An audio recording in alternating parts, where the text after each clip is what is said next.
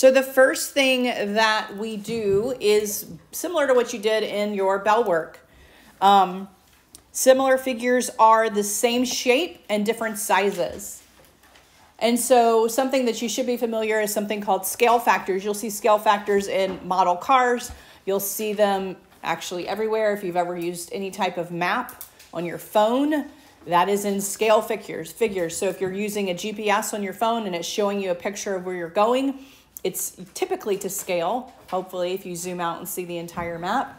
And so what they want us to do here is find the scale factor of a 7.08 inch long model of a Ferrari F430 if the actual car is 14 feet 9 inches. Now, the thing about looking at ratios between these things is that you have to have them in the same measurement, okay? And so they gave us one in inches and they gave us the other in feet and inches. And so the first thing you want to make sure is that you convert it to the same. It's typically easier to convert down, meaning it's easier to take that 14 feet 9 inches and convert it to inches versus the other way around. But you can do it actually either way. They converted it all to inches. So the length of the model car is 7.08 inches. The length of the actual car is 14 feet 9 inches. So we're going to change that 14 feet to inches, and we're going to add the additional 9 inches, and you're going to get 177 inches. And so when you do that, you get a 0.04. Typically, scale factors are left as fractions. So part of your bell work was to convert a decimal to a fraction. So how do I do that? 0.04, what would I put that over to make it a fraction? 4 over, this is tenths, this is hundredths, right? And do you think I would leave it that way? No, it's going to be 1 over 25. That's my scale factor. Which means for every inch of the scale model, it's 25 inches for the actual car itself. It's 1 to 25. It's a ratio, all right? Figures.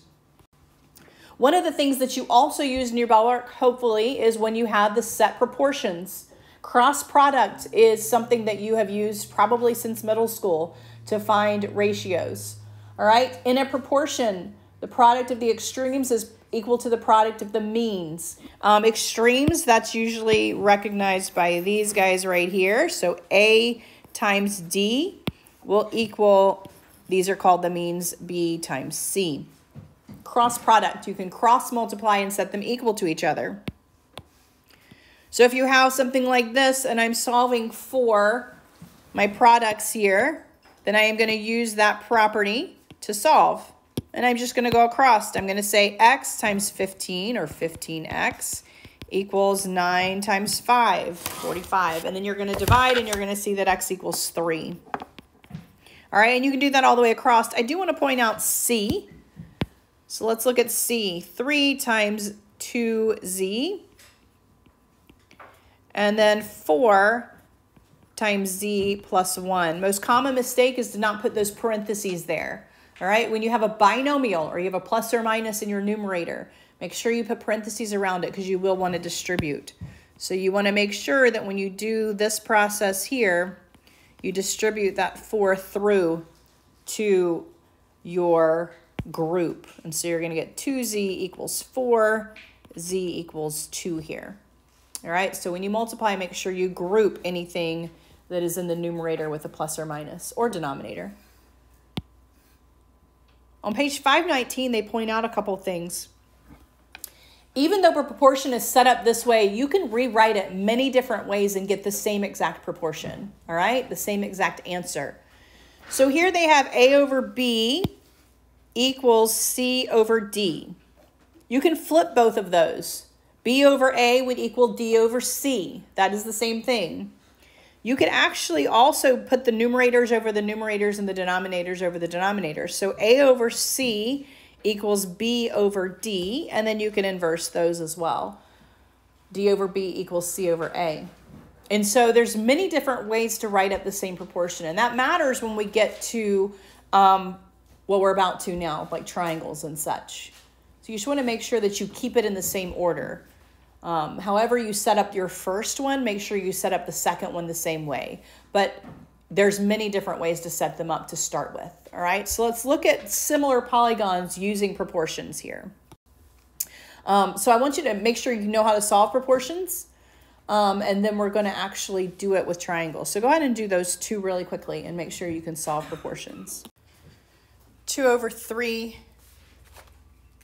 and that equals y over 18. When you cross multiply and solve, you should have gotten y equals 12. And then the next one, you should have gotten a equals 7.5. 7.5. All right. Similar polygons. This is actually something that's covered in Algebra 1 as well, similar polygons.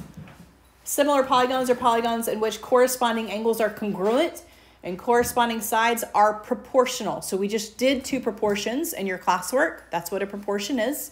They're equivalent fractions. And so with congruent triangles, every single thing had to be congruent. All the angles had to be the same. All the sides had to be the same. For similar triangles, all the angles will be the same. So whether you have a triangle that's little tiny or others ginormous, the angles themselves will be the same angle. The side lengths will be proportional. So every single side length over the other will be the same fraction. Meaning if I were to take corresponding sides, they've color coded them for us. So FD or D to F and A to C are corresponding. You'll notice that the fraction from those two sides is 4 over 8. And then if we look at F to E, and then we look at C to B, those two sides are corresponding, and you will get 6 over 12. And then, of course, if we look at the last two, D to E and A to B, you're going to get 8 over 16. When you reduce all of those, what do you get? 1/2. That's how it works if they are corresponding for similar triangles. They should all reduce to the same exact fraction. If they don't, you do not have similar figures. If they reduce to different fractions, you do not have similar figures. And so this is how similar polygons are going to work. Order matters just like with congruence. You will notice that when they wrote out this statement, we have triangle ABC right here. So we have triangle ABC. And then you see this little mark right here. In congruence, congruence had an equal sign with that little mark above it.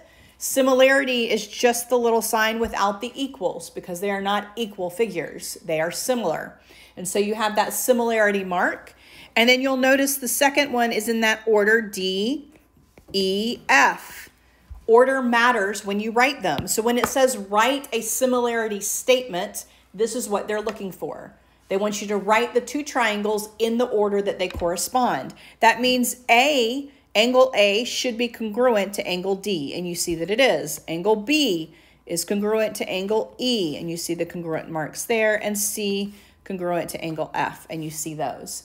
So when you write a congruent statement, order matters. When you write a similarity statement, order matters, all right? So note your notation there as well. You need your little triangle symbols, you need your similarity, and you need the order to be in the order that it goes.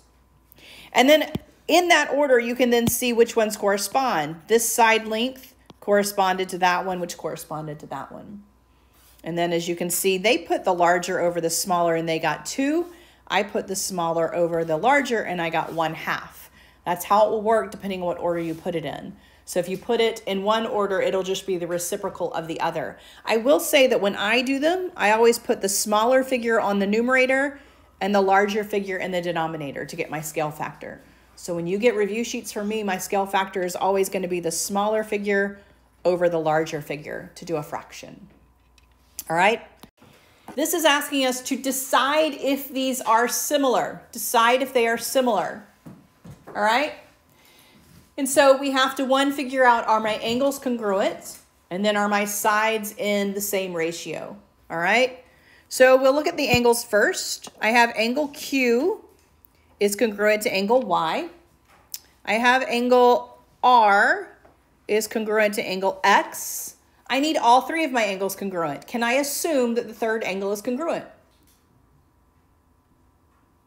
Yes or no? Why? So if I have Q plus R plus P equals 180, and I have X, well, I'll do it in the same order, Y plus X plus Z equal to 180. And I know that Q and R, and I still did it out of order, didn't I? No, let's see. C and P, yes, that's Y and X are congruent, right? So I should be able to substitute Y plus X plus P equals 180. And Y plus X plus Z equals 180. These two will have to be congruent, right? So if you have two of the angles congruent, you can assume that the third one is congruent. You can always make that assumption because you know they add up to 180. So I do know that my angles are all congruent. So that checks. All my angles are congruent. Now I need to check my sides. All right, I need to check my sides. So again, we want to go in order. So I am trying to prove that angles in this order, Q, R, and P, Q, R, and P, I want to see if that is similar to Y, X, and Z. Y, X, and Z. So I'm going to compare my sides now. All right, so I'll say from Q to R, and I'll compare it to Y to X. Order matters, okay? So you'll notice I'm going in the order of my angles. One side to one side, one side to one side. So 33 to 44 is what I'm going to compare. What does that reduce to? Divide by what? 11, so 3 over 4, right? And then I'll compare the next group. So I will say from R to P, and that should be from X to Z, So from R to P, X to Z, R to P is 27, X to Z is 36. What's in common there? 9, and it reduces to 3 over 4. So far, so good, right? Yes? All right, one more. I just need to compare which ones. 24 and 32, right? So I need to do P to Q. All three of them have to be the same or it's not going to be similar. So P to Q and Z to Y. P to Q is 24, Z to Y is 32. What's in common there? What can I reduce by? 8, right? And it's going to be 3 to 4. So yes, all my angles are congruent. Yes, all my sides are in a ratio. So we would say yes, this is a true statement here. This is a true statement. So this is basically asking the same thing, but in a different way. It says, can Katie scan and enlarge her favorite 4x6 photo to produce a similar, that's the key word here, a similar 8x10 photo? If so, state the scale factor needed for the enlargement as a percentage. If not, find the largest scale factor that can fit into an 8x10 frame.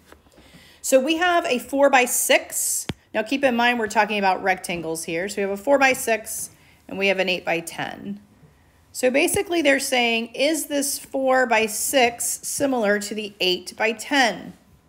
So how am I going to figure that out? It's a rectangle, so we know all my angles are congruent. Those are 90 degrees. All right, so that should be 4 over 8 should equal 6 over 10, does it? No. So you actually could not scale this to make it exact. If you've ever enlarged a picture and it's skewed, that would be why. Or it cuts off part of your picture, that would be why. All right, they don't scale, they're not to scale. So you can't get it exactly. So then they want to know, well, what's the largest I can fit?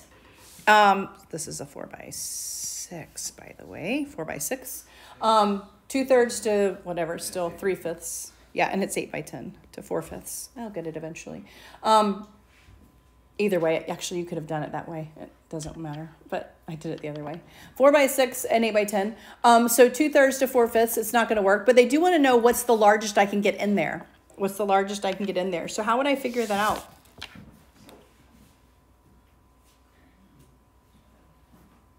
How would I figure that out?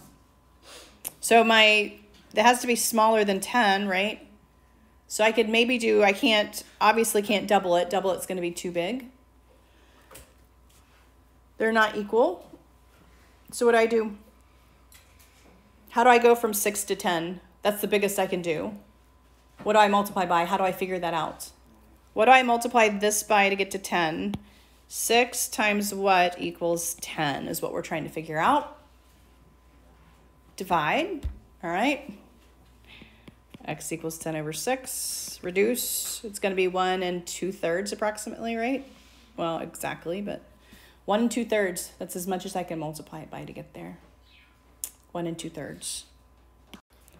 Page 520.